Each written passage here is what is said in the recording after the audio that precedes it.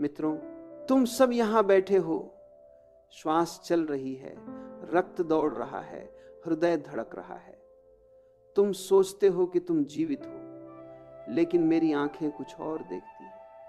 मेरी आंखें देखती हैं कि तुम मृत्यु के द्वार पर खड़े हो, जीवन और मृत्यु के बीच की उस महीन रेखा पर नाच रहे हो, और तुम्हारा यह नाचना ही तुम्हारा सबसे बड़ा भ्रम है। मृत्यु, इस एक शब्द से ही तुम सिहर जाते हो, जैसे किसी ने तुम्हारे सबसे प्यारे खिलौने को छीन लेने की धमकी दे दी हो। समाज ने तुम्हें सिखाया है कि मृत्यु से डरो, उससे बचो, उसके बारे में बात मत करो, क्योंकि जो चीज समाज के नियंत्रण से बाहर है, समाज उसे डरावना घोषित कर देता है। मृत्यु तुम्हारे नियंत्रण से बाहर है, इसलिए वे तुम्हें अंधकार में रखते हैं। लेकिन मैं तुमसे कहता हूं, जिससे तुम डरते हो वही तुम्हें बांध लेता है। भय तुम्हें सिकुड़ता है, छोटा करता है, तुम्हारी चेतना पर पर्दा डाल देता है। और जिससे तुम समझ लेते हो, जिससे तुम मित्रता कर लेते हो, वही तुम्हें मुक्त कर देता है। मृत्यु कोई शत्रु नहीं है, वह जीवन का अंतिम उपहार है, जीवन की पूर्णता है, जीवन का महासंगीत है। तुमने जीवन को और मृत्यु को दो विपरीत ध्रुव मान रखा है। यह तुम्हारी सबसे बड़ी गलती है। जीवन और मृत्यु विपरीत नहीं है, वे एक ही प्रक्रिया के दो चरण हैं। जैसे दिन और रात विपरीत नहीं है, वे एक ही 24 घंटे का क्रम है। जैसे श्वास और प्रश्वास विपरीत नहीं है, वे एक ही श्वास प्रक्रिया की दो गतियां हैं। तुम केवल श्वास को पकड़ना चाहते हो, जीना चाहते हो। तुम प्रश्वास से डरते हो, मरना नहीं चाहते। लेकिन यदि प्रश्वास न हो तो श्वास भी असंभव हो जाएगा। तुम अंदर ले नहीं सकते यदि बाहर न छोड़ो। तुम जी नहीं सकते यदि मरने को तैयार न हो। असल में तुम्हारी समस्या मृत्यु नहीं है, तुम्हारी वास्तविक समस्या यह है कि तुम जीते ही नहीं। तुम अधजगह जीते हो। तुम किराए के विचारों में, उधार के दर्शनों में, दूसरों की अपेक्षाओं में अपनी पूरी जिंदगी गुजार देते हो। तुम एक ऐसे नाटक के पात्र हो जिसकी पटकथा किसी और ने लिखी है। और जब मृत्यु आती है, जब पर्दा गिरता है, तो तुम्हें लगता है सब छिन गया। जिसने कभी स्वयं को जाना ही नहीं, जिसने कभी होना का स्वाद लिया ही नहीं, वह मृत्यु में सब कुछ खोता हुआ महसूस करता है। उसका भय वास्तविक है, क्योंकि उसने जीवन को मुट्ठी की रेत की तरह पकड़ रखा था। मृत्यु क्या है? यह केवल शरीर का अंत है। और मैं तुमसे पूछता हूं, तुम कौन हो? क्या तुम यह मांस मज्जा का पुतला हो? क्या तुम वह चेहरा हो जिसे तुम रौ आईने में देखते हो? नहीं, तुम वह शरीर नहीं हो। शरीर तो एक अस्थाई वस्त्र है, एक सराय है। यात्री आता है, रात बिताता है और सुबह आगे बढ़ जाता है। लेकिन तुम सराय को ही अपना घर मान बैठे हो। तुम अपने वस्त्रों से चिपके हुए हो। इसीलिए डर है। तुम कहते हो फलां व्यक्ति मर गया। मैं कहता हूं यह भाषा गलत है। व्यक्ति नहीं मरा, व्यक्ति मरता ही नहीं, केवल उसका वस्त्र, उसका शरीर गिर गया।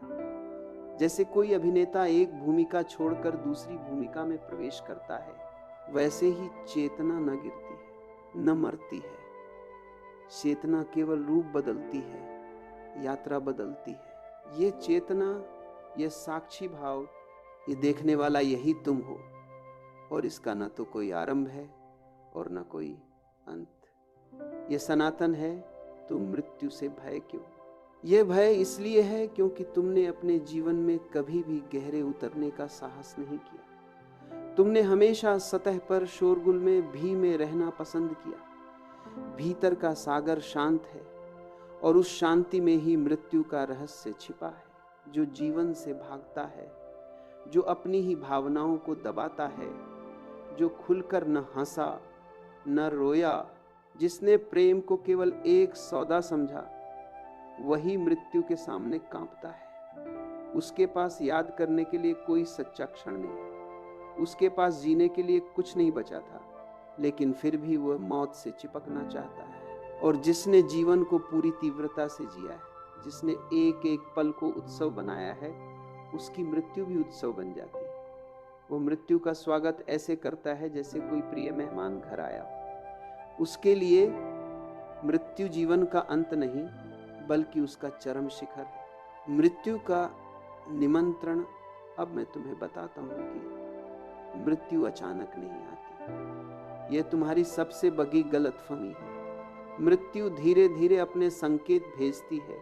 वह कोई शत्रु नहीं है जो हमला करती है, वह एक संदेशवाहक है जो तुम्हें सावधान करने आता है। जैसे सूर्य अस्त होने से पहले आकाश को लाल, नारंगी, सुनहरे रंगों से भर देता है, वैसे ही मृत्यु भी आने से पहले बहुत कुछ कहती है, यदि तुम सुनने वाले कान रखो। पहला संकेत, शरीर से मोह का ढीला पड़ जाना। वही शरीर जिसे तुम सुबह शाम सजाते संवारते थे, वही आईना जो तुम्हारा सबसे प्रिय मित्र था, अचानक अर्थहीन हो जाता है।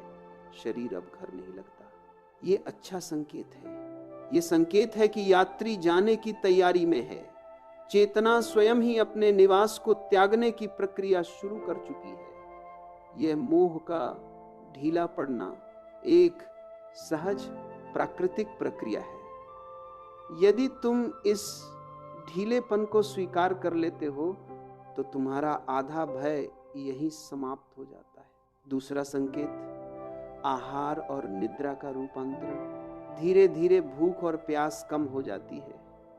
शरीर भोजन नहीं मांगता, क्योंकि अब उसे बाहर से ऊर्जा की आवश्यकता नहीं है। शरीर जानता है अब ऊर्जा बाहर फेंकनी नहीं है, बल्कि भीतर समेटनी है। लोग इसे कमजोरी, बीमारी समझ लेते हैं, लेकिन यह विदा की जैविक तैयारी है। नींद बदलने लगती है, कभी बहुत गहरी जैसे कोई डुबकी लगा रहा हो, कभी बिल्कुल नहीं। ये इसलिए होता है क्योंकि जीवन भर जो ऊर्जा बाहर की ओर बहती थी, जो मन को सक्रिय रखती थी, अब वो भीतर लौट रही है। शरीर शांत हो रहा है, मन शिथिल हो रहा है। तीसरा संकेत, जीवन की अंतिम समीक्षा, द फाइनल रिव्यू। मानसिक स्तर पर एक अद्भुत घटना घटती है। अचानक बचपन की स्मृतियां लौट आती हैं। बचपन के भोले चेहरे, अधूरे प्रेम, वे कहे अनकहे शब्द सब चलचित्र की तरह सामने आने लगते हैं। यह जीवन की अंतिम समीक्षा है। कोई जज नहीं बैठा है, तुम स्वयं अपने साक्षी बन रहे हो। यह प्रकृति का विधान है। मृत्यु से पहले तुम्हें अपने पूरे जीवन की एक झलक दी जाती है, ताकि तुम बिना किसी गांठ के आगे बढ़ सको। यदि तुमने इस समीक्षा को होश में देख लिया तो तुम पश्चाताप की गांठें नहीं लेकर जाओगे। चौथा संकेत, अंतर्मुखी होना और एकांत की चाह। मृत्यु के निकट व्यक्ति को अकेलापन अच्छा लगने लगता है, वो भी से कटना चाहता है। लोग सोचते हैं कि वो उदास है, दुखी है या सबसे नाराज है। नहीं, वो उदास नहीं है, वह अंतर्मुखी हो रहा है। वह बाहर से विदा लेकर भीतर की यात्रा पर जा रहा है। वह भी के शोरगुल से मुक्त होकर अपनी आत्मा की गहरी चुप्पी को सुनना चाहता है। इस क्षण में उसे अकेला छोड़ दो। उसका एकांत उसकी सबसे बड़ी आवश्यकता है। पांचवा संकेत, भय या शांति का उदय। और फिर अंतिम चरण में दो संभावनाएं होती हैं। या तो चेतना को घेरने वाला गहरा भय उठता है, या गहरी शांति। भय उन्हें आता है जिन्होंने जीवन भर अपनी वृत्तियों को दबाया है, जिन्होंने अपने जीवन को जिया नहीं बल्कि घसीटा है। वे अब जीवन को छोड़ना नहीं चाहते, इसलिए भय हावी हो जाता है और शांति उन्हें मिलती है। जिन्होंने कभी कभी सही लेकिन जागना सीखा है, जिन्होंने जीवन को एक प्रयोग माना है, एक अनुभव माना है, शांति उनकी स्वाभाविक परिणति है। चेतना के सूक्ष्म संकेत। अब मैं तुम्हें वे सूक्ष्म संकेत बताता हूं जो शरीर के नहीं बल्कि चेतना के हैं। इन्हें केवल अत्यंत निकट का जागरूक व्यक्ति ही देख सकता है। मृत्यु के ठीक पहले ऊर्जा का सिमटना शुरू हो जाता है। जीवन भर तुमने ऊर्जा बाहर की ओर फेंकी, इच्छाओं में, महत्वाकांक्षाओं में, संबंधों में। अब वही ऊर्जा भीतर लौटती है। जैसे कछुआ खतरा महसूस होते ही अपने सारे अंग भीतर समेट लेता है, वैसे ही चेतना भी अपने समस्त विस्तार को समेटकर केंद्र पर लौटती है। श्वास बदल जाती है, सांस उथली छोटी हो जाती है। सबसे महत्वपूर्ण बात, श्वास और प्रश्वास के बीच का अंतराल बढ़ने लगता है। वही अंतराल तुम्हारे लिए ध्यान का द्वार है। सामान्य जीवन में श्वास आती है और तुरंत जाती है, अंतराल बहुत छोटा होता है। लेकिन मृत्यु के निकट एक श्वास आती है और दूसरी श्वास आने से पहले एक लंबा शांत ठहराव आता है। यदि उस क्षण तुम जागरूक हो जाओ तो मृत्यु ध्यान बन जाती है। वह ठहराव, वह खालीपन तुम्हारे अनंत से जुड़ने का अंतिम अवसर है। कुछ लोगों को भीतर प्रकाश दिखाई देता है, नीला, सुनहरा, सफेद। ये कोई कल्पना नहीं है, ये चेतना के एक आयाम से दूसरे आयाम में संक्रमण का संकेत है। ये चेतना के द्वार खुलने का प्रमाण है। लेकिन जो व्यक्ति भयभीत है, जो अंधेरे में जीने का आदी है, वह उस प्रकाश को भी अंधकार समझ लेता है और डरकर आंखें बंद कर लेता है। जागरूकता ही मुक्ति है, याद रखना। मित्रों, मृत्यु में मंत्र काम नहीं आते, न कोई पूजा, न किसी भगवान का नाम। ये सब जीवन के खेल हैं। मृत्यु में केवल और केवल जागरूकता काम आती है। यदि अंतिम क्षण में, जब शरीर की पकड़ ढीली हो रही हो, जब मन का शोरगुल शांत हो रहा हो, तुम बस इतना जान सको कि सांस आ रही है, सांस जा रही है और मैं देखने वाला हूं, तो तुम चक्र से बाहर हो सकते हो। जैसे एक जलता हुआ दीपक बिना धुआं किए शांत हो जाए, वैसे ही होश में घटी मृत्यु होती है। यह सही मृत्यु है। यह जीवन की सबसे बड़ी उपलब्धि है। गलत जीवन का परिणाम भयभीत मृत्यु है और सही जीवन का उपहार शांत उत्सवपूर्ण विदाई है। मृत्यु जीवन का विरोध नहीं है, वह जीवन को उसकी पूर्णता तक ले जाती है। मैं तुम्हें मृत्यु से डरना नहीं, बल्कि उससे मित्रता करना सिखाना चाहता हूं। रोज रात ऐसे सो जैसे यह अंतिम रात हो। अपने सारे हिसाब चुकता कर लो, सारे बोझ उतार दो और रोज सुबह ऐसे जागो जैसे नया जन्म मिला हो। जो व्यक्ति हर दिन मरने और हर दिन जन्म लेने का अभ्यास कर लेता है, वह कभी नहीं मरता। वह अमरता को जी लेता है।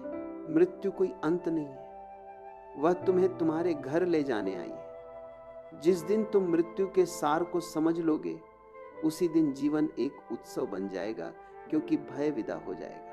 मृत्यु पूर्ण विराम नहीं है, वह महासंगीत का एक शांत आवश्यक विश्राम है। इस विश्राम के बाद ही नया संगीत शुरू होता है। जो मृत्यु को जान लेता है, वह जीवन के उस आयाम को छू लेता है जो अमर है। मेरी बातों को इतना ध्यानपूर्वक सुनने के लिए मैं तुम्हारे अंदर के परमात्मा को प्रणाम करता हूं।